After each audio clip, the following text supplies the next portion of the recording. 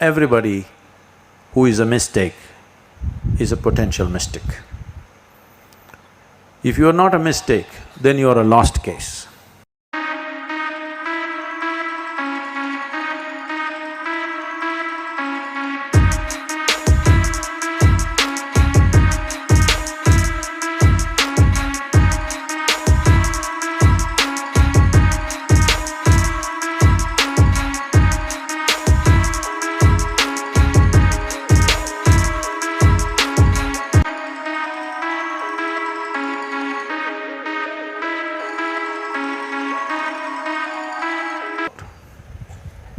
Mystics and mistakes. If your perception has made a mistake, you're a mistake. If your perception has gone beyond the mistakes and beginning to see life just the way it is, then you're a mystic, to put it very simply. Am I being too cruel to you? Am I being too cruel to you? If you want me to tell pretty things, I can say I'm capable. I can say nice things about people. But if you want to know, the sooner you knock out all the nonsense in you, the better it is. If you're genuine, wanting to know, then you must knock out all the nonsense today, not tomorrow.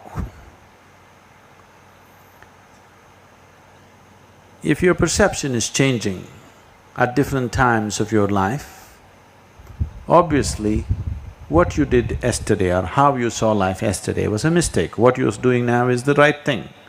But suppose this changes tomorrow, this was a mistake, tomorrow is the right thing. Isn't this happening all the time? So there's a whole big mistake about the way we are perceiving life. When it gets corrected, people think you're a mystic because you're beginning to perceive life in such a way that you can never fit it into logic, it's way beyond logic. Logic is just a small part of your life, you can never fit life into it. You can fit logic into your life, but never life into logic. When your experience of life has transcended the limitations of the sense perception, then you would be known as a mystic, because you can make things happen in a way that others cannot understand, so they call you a mystic, which means they are admitting they are a mystic. Nothing wrong in being a mistake, but not realizing the mistake is the biggest mistake. Because when we were born, our sense organs naturally opened up because that is needed for survival. I want you to know this, when you were in your mother's womb, though you had eyes, you could not see. Though you had ears, you could not hear. Otherwise you would know how it is inside. Only after you were born, at the moment of birth, your sense organs got opened up because that's necessary for your survival outside. That was not necessary for your survival in the womb. Only to survive in the world, the sense organs are a must, so they open up. But anything that is beyond survival, if it has to open up, it takes a little bit of striving. For example, suppose let's say, when you were born as an infant, you were left in a forest and you never came in touch with human societies. If something edible arrived in front of you, you would take this and stuff it into your ears. Is that so? You would know where to put this, isn't it? But would you know how to read, how to write, how to speak a language? Would you know? No. That took some striving. Today, language is just flowing out of you like this. But I want you to go back, when you were 2-3 years of age, they asked you to write that damn ye or ah. Oh, what a complicated nonsense this was. You wrote it 1,000 times to get it, isn't it so? Yes or no? Just the alphabet A, how many times did you write it before you got it right? hundreds of times, isn't it?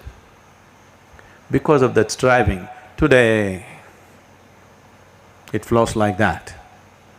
So anything that is beyond survival doesn't open up for you unless you strive. All the religions, all the spiritual traditions that you see on the planet are just this striving. Unfortunately, over a period of time, transmitting it from generation to generation, generation to generation, things get twisted out and end up being just a heap of rituals and belief systems. Otherwise, every one of them started off as human striving to know, human striving to experience, human striving to create well-being for himself. Somewhere it gets twisted out. Everybody who is a mistake is a potential mystic. If you are not a mistake, then you are a lost case. You are a fanatic. You think you're absolutely right on everything, you become fanatical. If you know that you're a mistake, then you're a potential mystic.